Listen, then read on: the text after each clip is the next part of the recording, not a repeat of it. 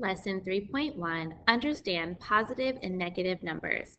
In today's lesson, we are going to discuss how you can use positive and negative numbers to represent real-world quantities. Let's go ahead and get started. The first thing that you're going to need is to open up your notebook to a brand new page, and we're going to copy down the title, Positive and Negative Numbers. Once you have the title copied, you're going to copy down the definition of an integer. Integers are positive or negative whole numbers, including 0. And we're going to draw a basic number line right after that. You need to leave space in between because we're going to be adding information above it. You'll see I have 0, and then I've numbered up to positive 5, and then on the other side of 0, I've labeled it to negative 5. Once you have this copied down, continue to hit play. Okay, so on our number line, our numbers here are all integers. 0 is neutral. It's either positive nor negative, but you'll see I have positive 1, positive 2, positive 3, positive 4, positive 5. All of these numbers are the numbers that we're used to seeing when we're adding and subtracting. You don't need to write a positive in front of them when we're solving problems, but for this purpose today, we're going to write the positive just to show that it's a positive number. On the left side of 0, you'll see negative, so negative 1, negative 2, negative 3, negative 4, negative 5. You must write the negative sign when we're solving problems to indicate that it's a negative number. What we're going to do now is start to label. So I'm going to get a pen, and we're going to go ahead and do red. So what I'm going to do right here is from negative 1 all the way over. These all represent negative numbers.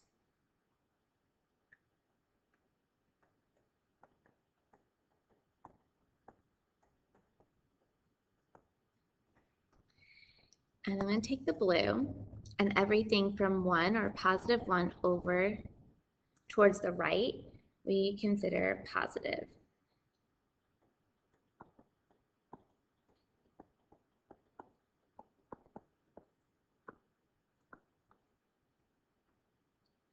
So if I ask the question, positive integers are located on which side of the number line?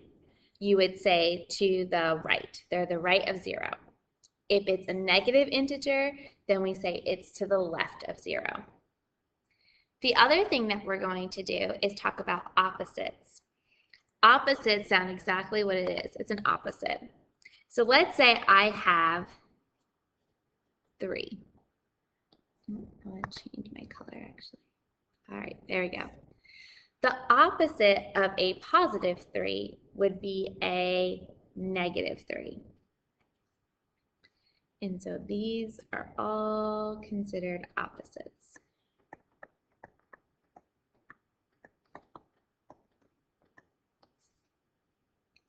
Once you have your number line completed, continue to hit play.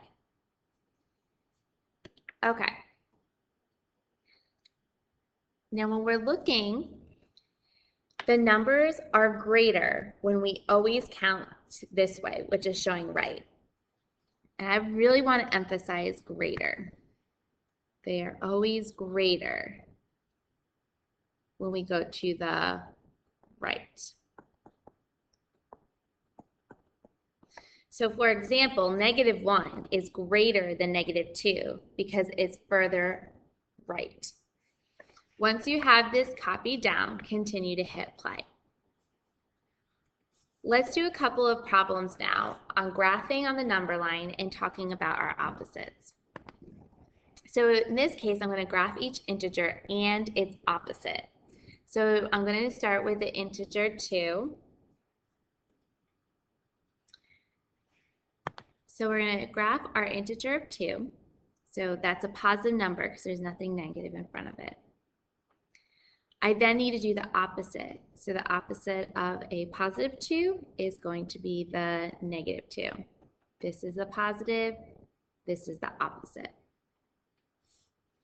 Let's try another one. Now I have integer negative 4. So again, I want to graph the integer that they've given me, negative 4. And now I need to graph the opposite. Well, the opposite of -4 is going to be +4. So this is my opposite. We also can use the number line to graph the opposite of a number. So in this case, I have the number 3.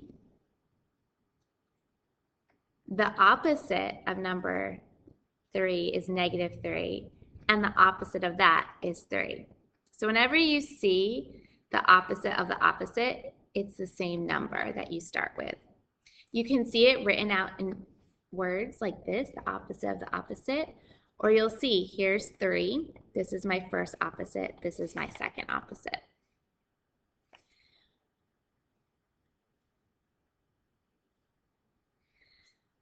Another way we use integers is to talk about situations. So if I take a look at this, a team loses 10 yards on a football play. The word loses indicates I'm going to have a negative number. And so I write -10, which means the team neither gains nor loses yardage. That's what that 0 represents. So if I were to do this on a number line,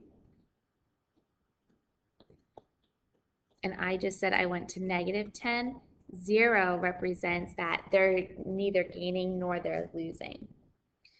If I look at this example, a point in Yuma, Arizona is 70 feet above sea level. Well, my number is 70.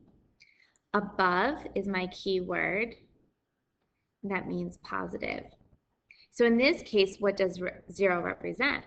Well, 0 represents the sea level.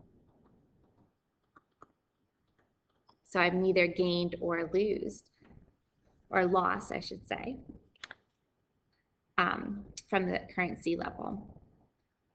A temperature of 40 degrees below was recorded in Missouri. So this number is telling me it's -40. If I were to ask, well, what does 0 actually represent in this case, since 0 is a neutral number, I would say the temperature at 0 is 0 degrees.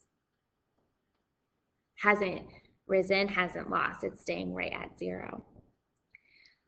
Larry withdraws $30 from his bank account. Well, the word withdraws means I'm going to take out, so it's a negative number. In this case, if I had 0, did I take 0 money out? If I took $0 out, my bank account would stay the same. So whenever you're looking at this and it wants to know what does 0 represent, you have to ask yourself, in that situation, what does that mean? Or plug in the number 0. Trisha's golf score was 7 strokes below par. Well, below means negative. So if I ask myself in the game of golf, what does 0 represent? Well, that means that you stay exactly on par.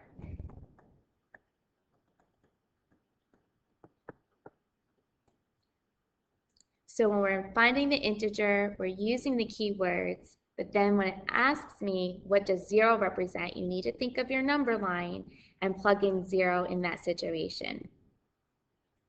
We're going to go back to the notes that you had already started, and we're going to add some of these keywords. So integer clue words, you'll see we have 2 columns, positive and negative, and you're going to copy down all of the positive numbers and all the negative numbers. Once you have this completed, continue to hit play. All right, the last thing that you're going to do is copy down our test prep question, which situation could be represented by the integer -10. And again, using those keywords, we're going to circle the best answer that applies. Once you have that copied down, continue to hit play.